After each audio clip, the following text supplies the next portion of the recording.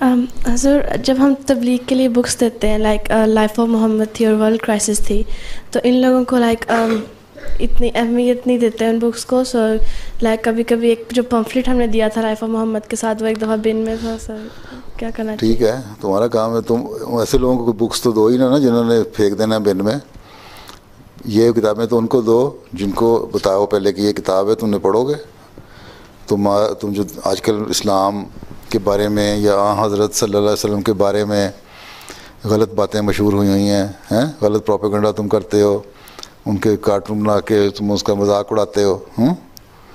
تو اگر تم نے صحیح تاریخ دیکھنی ہے کہ اسلام کیا ہے اور محمد رسول اللہ صلی اللہ علیہ وسلم کیا ہیں, تو یہ کتاب ہے.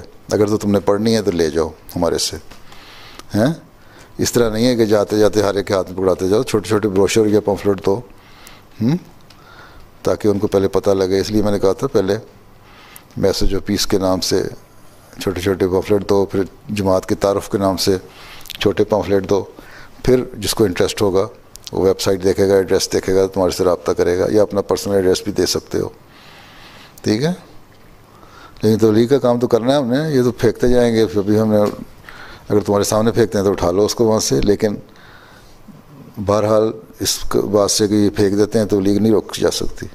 ہر طریقہ جو تبلیغ کا ہے وہ اختیار کرنا چاہیے ہمیں. ٹھیک ہے.